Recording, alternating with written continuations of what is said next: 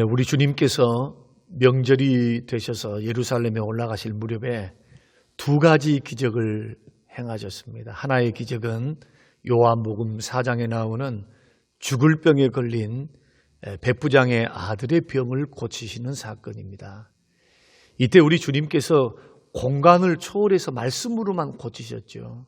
백부장은 예수님의 말씀만 믿고 집으로 돌아가다가 자기를 만나러 온 종과 만나서 그 아들이 고침을 받았던 그 시간을 서로 맞춰보니까 바로 예수님께서 네 아들이 고침을 받았다라고 하는 선언한 시간과 같았다 하는 것을 그가 깨닫고 요한복음 4장 53절의 말씀 보면은 온 집안이 다 믿게 되었다. 이것이 첫 번째 기적의 사건이고, 두 번째 기적은 예수님이 이 사건 있은 이후에 곧바로 다시 예루살렘으로 올라가시거든요. 올라가시면서 예루살렘 성 안에 들어갑니다. 그래서 성전 북동쪽에 있었던 양문을 통과하면은 베데스다 목가가 있거든요. 성전하고 굉장히 가깝습니다. 거기에 절망 중에 누워 있었던 38년 된 이 불치의 병을 앓고 있었던, 그것도 38년 동안 병을 앓고 있었으니까 그 사람의 나이 대충 잡아도 적어도 40대 후반에서 50대 초반은 되지 않았겠는가, 그렇게 미루어 짐작해 볼 수가 있습니다. 주님은 이 병자를 고치셨습니다. 그런데 이 두 기적에는 차이점이 있습니다. 그 차이점은 뭐냐 하면은 백부장은 병든 아들의 병을 고치기 위해서 가나에 있을 때, 갈릴리 가나 지역에 있을 때 예수님의 소문을 듣고 예수님께 찾아왔습니다. 고쳐달라고. 그런데 38년 된 병자를 고치실 때는 주님이 직접 찾아가셨습니다. 그것도 오늘 3절 말씀 보면은 각색 병자가 그렇게 많음에도 불구하고 많은 병자들이 병 고침 받으려고 베데스 목가에 모여 있었는데 그 많은 사람들 중에 유독 주님께서 고쳐주시고 찾아가 주시고 보시고 안 사람이 바로 38년 된 병자였다. 그런데 백부장의 아들은 몸은 치유받았지요. 그런데 38년 된 병자는 몸도 치유도 받았지만은 병의 원인이 되었던 죄 문제도 치유를 받습니다. 이것이 14절의 말씀이거든요.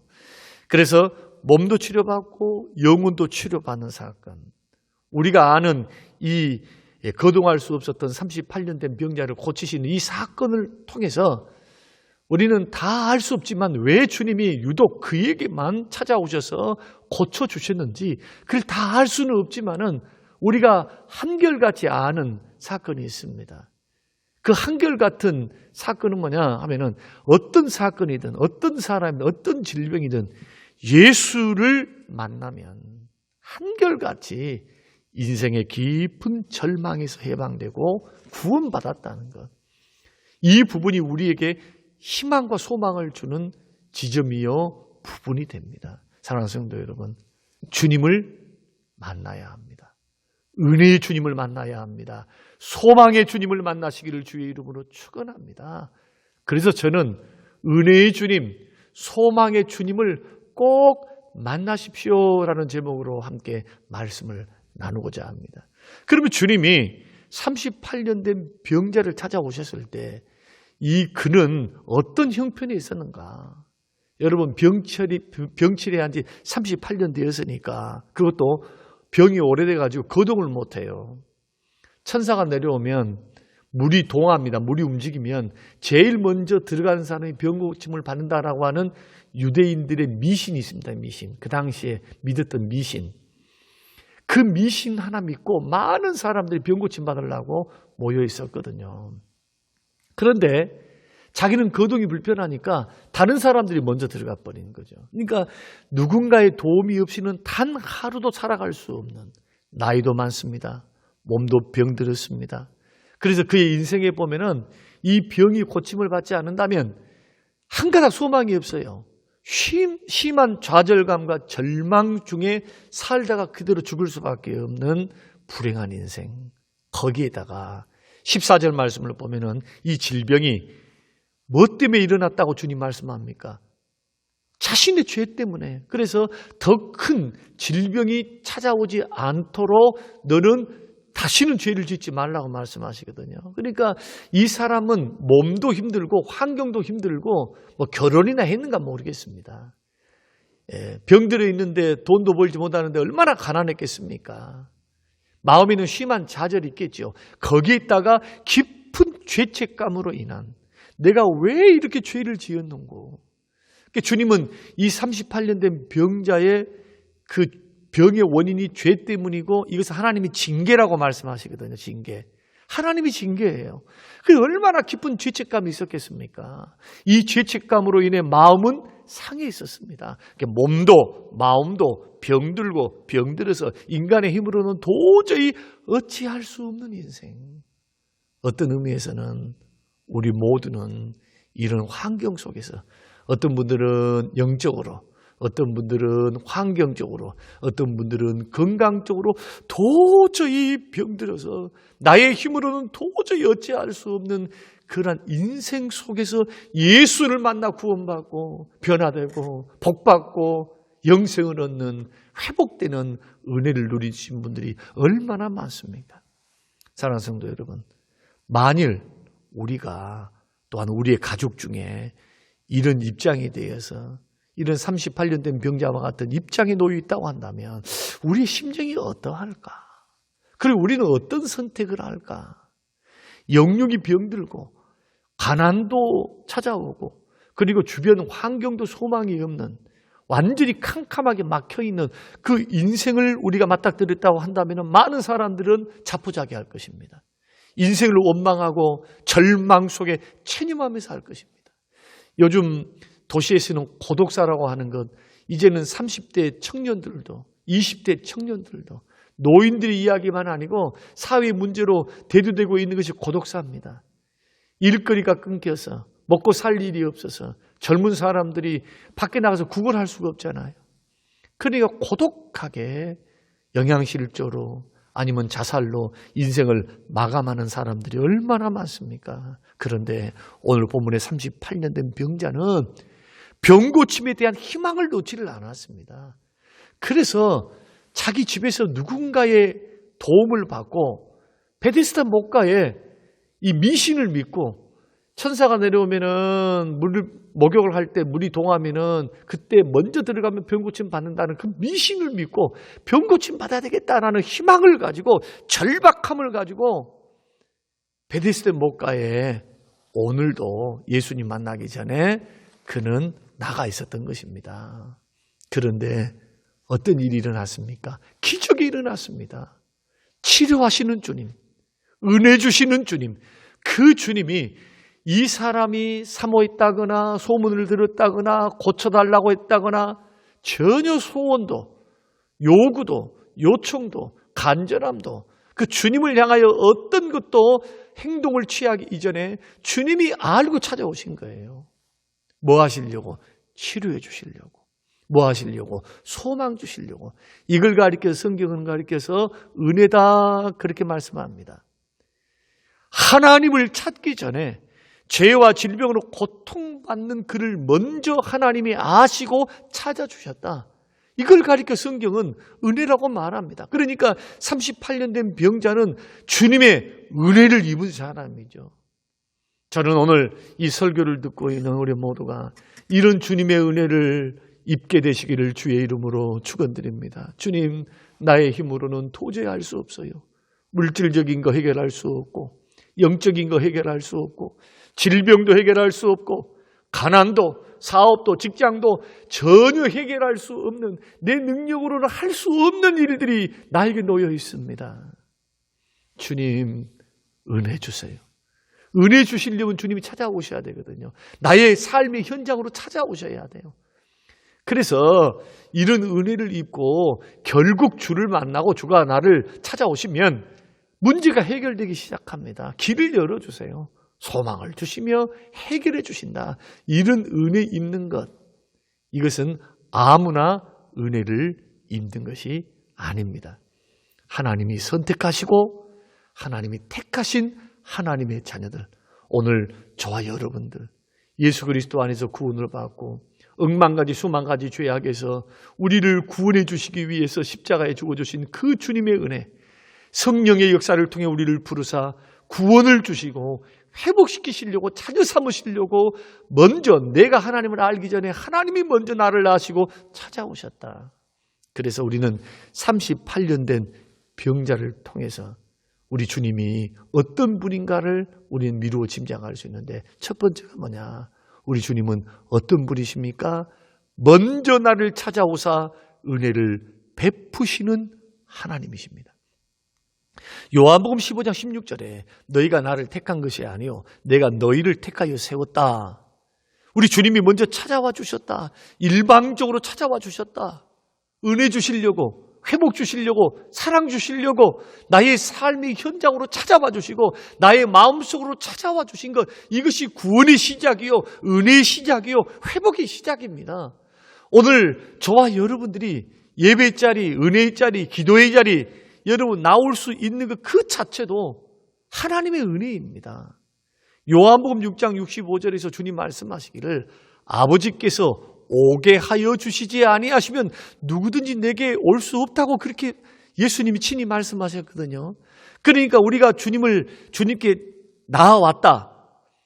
자, 나아왔다. 나의 의지를 가지고 나아왔다라고 하는 것은 이미 은혜 받은 사람입니다.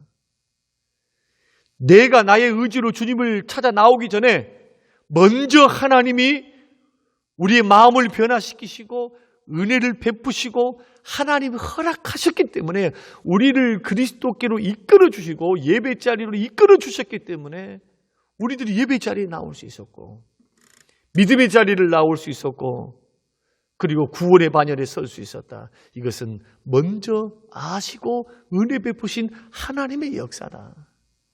같은 말씀으로 요한 1서 4장 10절의 말씀 보면은 사랑은 여기 있으니 우리가 하나님을 사랑한 것이 아니요 하나님이 우리를 사랑하사 우리 죄를 속하기 위하여 화목제물로 그 아들을 보내셨다.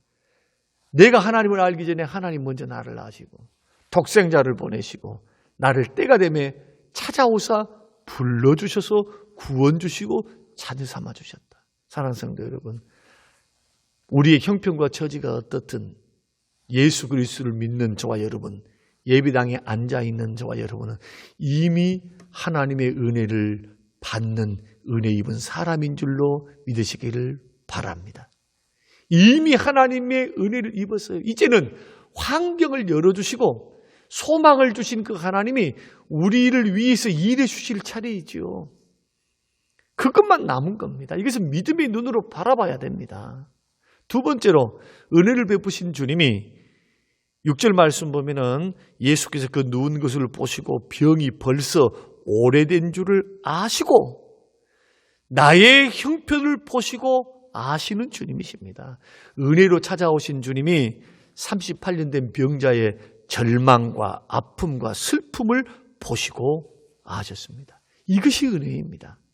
그러니까 예수 믿고 구원받은 사람, 은혜 입은 사람, 이런 은혜 입은 사람들의 확신은 뭐 해야 되냐 하면은 내 형편을 내가 주님께 아뢰기 전에 하나님께서 나의 형편을 먼저 아신다. 내가 하나님 앞에 나의 필요를 기도하여 구하기 전에 하나님은 나의 형편과 처지와 필요와 나의 상황을 먼저 살피시고 알고 계신다. 이것을 반드시 믿으셔야 돼요. 반드시 믿어야 돼요. 이 확신과 믿음이 있어야 우리는 절망 속에서 소망을 가질 수가 있습니다. 여러분, 주님이 먼저 아시기 때문에 나의 삶의 현장, 기도의 현장으로 찾아오시죠. 내가 느끼지 못할 뿐이에요. 내가 하나님을 느끼지 못하고 깨닫지 못할 뿐이지 주님은 먼저 아십니다. 전능하시기 때문에 십자가에서 나를 자녀 삼아 주셨기 때문에 내가 고통스럽고 내가 아파 있고 내가 힘들어 있는 거 그 현장에 나 몰라라 하신 분이 아니라는 거예요. 마치 38년 된 병자를 주께서 형편과 처지를 보시고 아시는 것처럼. 그리고 왜 주님께서 택한 하나님의 자녀들의 삶에 이처럼 관심을 가지시고 형편과 처지를 먼저 아시고 정확하게 아시고 보시고 계시는가?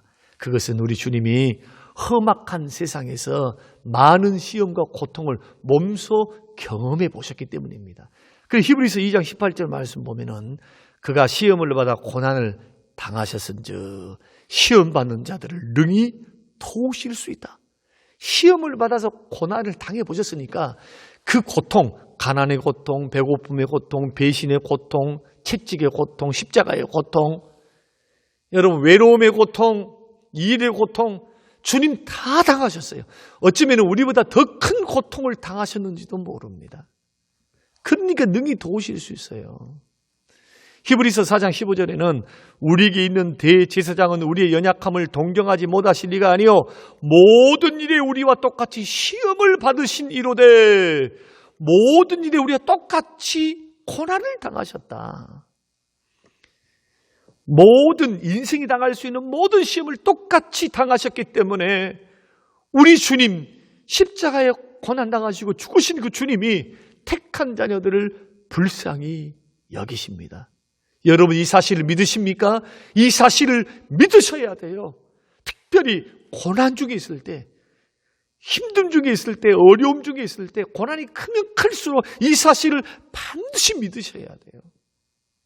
내가 고통당하여 눈물을 흘리고 있을 때, 외로움과 절망 속에 괴로워하고 있을 때, 그 현장 속에 누가 찾아오십니까? 주님이 찾아오십니다.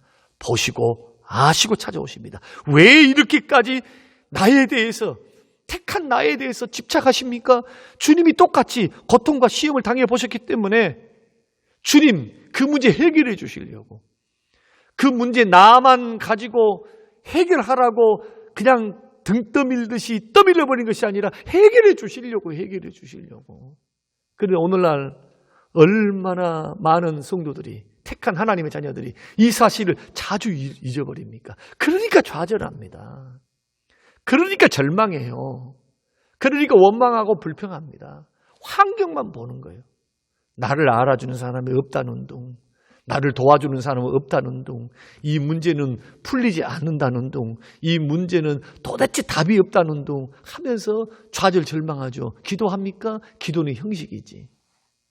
절박함과 간절함으로 보시고 아시는 주님, 주님이 몸소 어려움을 당하셨기 때문에 우리 주님은 함께 느끼고 함께 나를 동정하시면서 주님은 문제 해결해 주시려고 나를 도우신다. 이렇게 믿는 사람이 아니면 어떻게 고난과 환경, 역경을 이길 수 있겠습니까? 오늘 본문은 그것을 우리에게 분명하게 보여주고 계십니다. 그런데 주님이 우리의 형편과 처지를 어느 정도로 보시고 아시느냐? 6절 말씀에 보면은 이 보시고 아신다라는 것은 정확하게 보시고 안다. 그리고 세밀한 내용까지 하나하나 다 안다. 쉽게 말하면 38년 된 병자를 보시고 하셨다는 이 헬라의 원어의 말씀은 병자가 무엇 때문에 어떤 상황 가운데에 누워있는지, 그리고 누워있는 그의 마음의 상태는 어떠한지, 그 병자가 마치 예수님이 그렇게 당하신 것처럼 정확하게 느끼고 이해하고 계셨어요.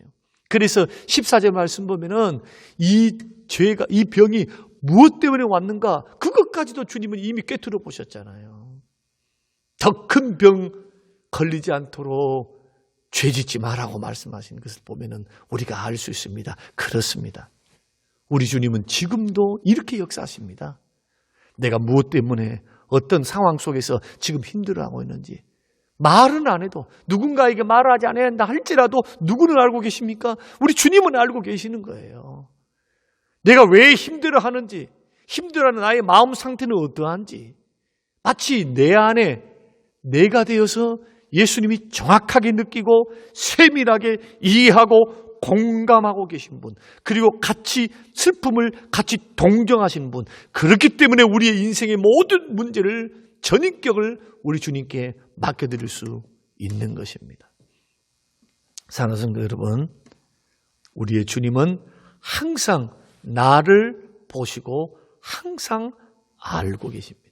어떤 의미에서는 나보다 나를 더 잘 아십니다. 그래서 우리에게는 소망이 있는 겁니다. 소망. 낙심 절망해서는 안 됩니다. 이런 주님이 나를 도우시려고 지금 찾아오시고 보시고 아시고 함께 하십니다. 세 번째로는 나에게 말씀을 보내서 소망을 심어주세요. 6절 병자에게 내가 낫고자 하느냐 주님 물으셨습니다.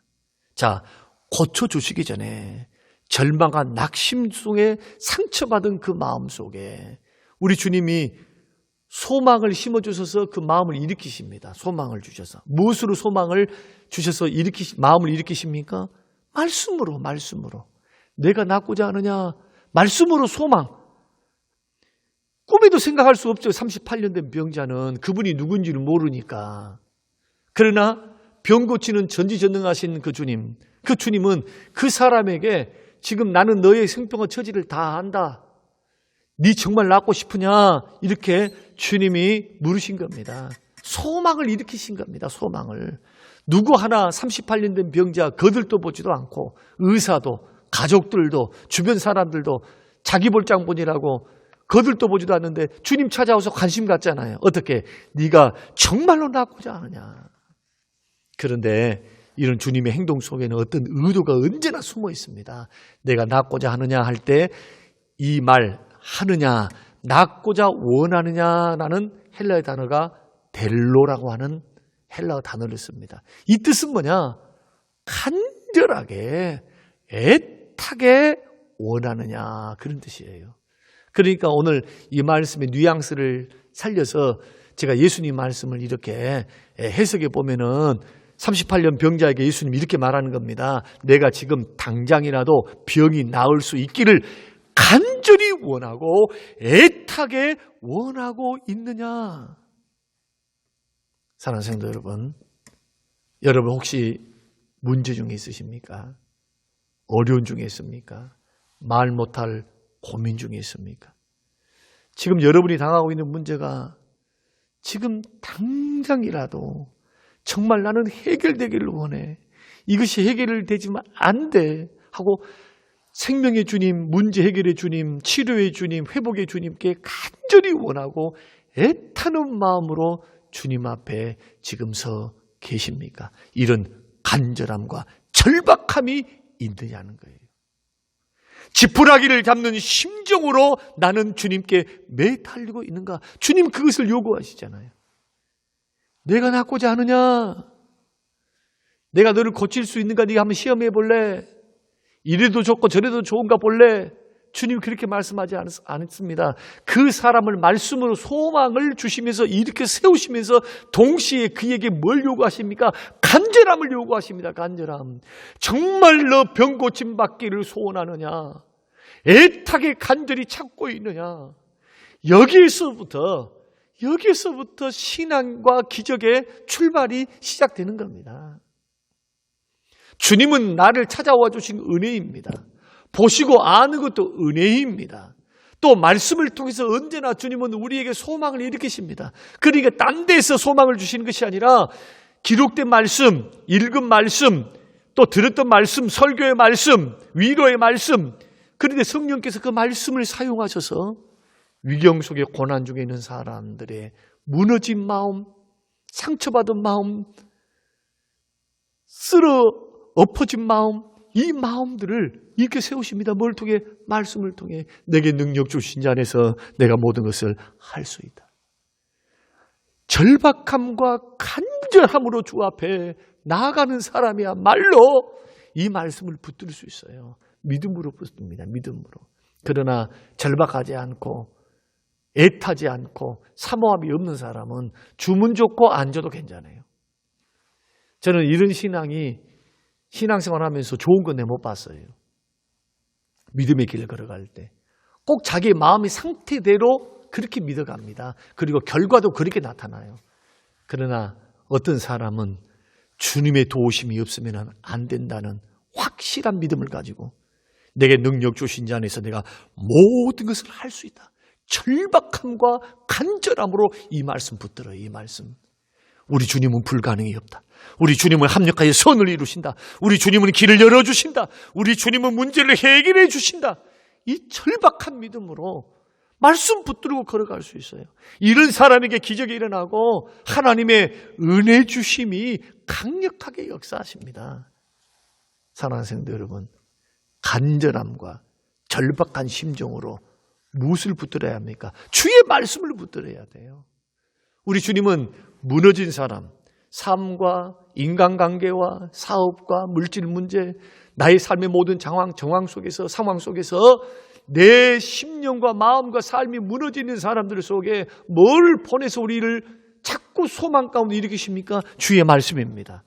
그러므로 절박함과 간절함은 뭘 붙들어야 됩니까? 말씀 붙들어야 돼. 약속의 말씀. 이 말씀을 붙들고 주를 붙들어야죠.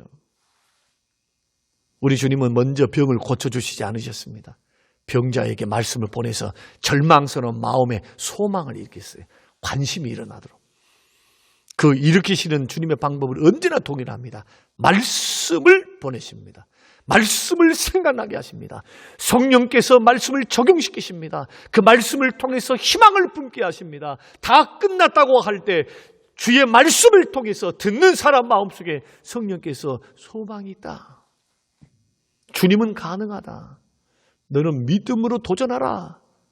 그러나 마귀는 어떻게 합니까? 언제나 우리 마음에 낙심과 절망과 정죄를 심습니다. 그러나 우리 주님은 언제나 우리 마음의 말씀을 통하여 희망과 삶의 의욕을 불러 일으키십니다. 뭘 갖고 하십니까? 소망의 말씀, 약속의 말씀 갖고 하십니다. 결과는 어떻게 됐습니까? 8절 말씀 보니까 예수께서 이르시되 일어나 내 자리를 들고 걸어가라 하시니 그 사람이 곧 나아서 자리를 들고 걸어가니라. 그저 절박한 심정으로 간절한 심정으로 희망을 품고 그 말씀을 믿고 일어나라 하시니까 일어난 것뿐이에요. 네 자리를 들고 가라 하시니까 일어날 때 벌써 병이 떠나가고, 그래서 여기서 곧 병이 떠났다. 곧 나아서 그랬죠. 병이 즉시 떠난 겁니다. 순종한 그 순간, 그 소망의 말씀을 붙드는 그 순간, 순종한 그 순간 병은 떠나고 힘을 얻어서 자기 침상을 가지고 성전에 들어가서 하나님 앞에 찬양하고 영광 돌려드리는 그 놀라운 역사와 기적이 일어나는 것을 우리는 보게 되었습니다. 사랑하는 성도 여러분, 그렇습니다. 우리가 소망의 말씀, 축복의 약속의 말씀을 의지하여 순종할 때 주님의 기적이 우리 삶 속에 일어납니다. 우리 주님 어떤 분이십니까? 은혜 주신 분입니다. 주님은 내가 요청하기 이전에 먼저 아시고 보시고 그리고 찾아오시고 문제 해결해 주시려고 함께 느끼시는 분이십니다. 그 주님은 우리 편이십니다. 은혜를 주십니다. 그리고 말씀을 통해서 먼저 소망을 일으키십니다. 오늘 마음속에서 확신을 일으키십니다. 그리고 내가 이 말씀을 따라서 믿고 순종하면 변화의 역사, 기적의 역사, 풀리는 역사, 회복의 역사가 일어납니다. 그러므로 우리는 기도보다 성령님보다 주님보다 앞서 나가시면 안 됩니다. 어떤 문제, 어떤 상황, 어떤 여건이 우리에게 주어진다 할지라도 기도보다 성령보다 주님보다 앞서지 말고 이 모든 상황을 주님이 다 알고 계시니까 주님의 방법으로 주의 도움을 구하며 여러분 주님의 방법으로 승리해 갈 수 있는 은혜의 사람, 기적의 주인공, 은혜의 주인공, 소망의 주인공이 우리 모두가 다 되시기를 주님의 이름으로 축원합니다. 고마우신 하나님, 주시는 귀한 말씀 마음에 깊이 새기고 은혜 주시고 소망 주시는 그 좋으신 주님을 삶 속에 만나게 하사 절박함과 간절함으로 주의 말씀 붙들게 하옵소서. 주가 분명히 알고 계시오매 절망 중 기도를 잃지 않게 하시고 소망으로 인내하며 주님의 때를 바라보며 걸어갈 수 있는 담대함과 인내함도 허락하여 주사 믿음으로 반응하고 순종함으로 반응하여 나의 삶 속에 하나님의 역사 간증들이 주렁주렁 열매 맺도록 축복하옵소서. 감사드리며 예수님 이름으로 기도합니다. 아멘.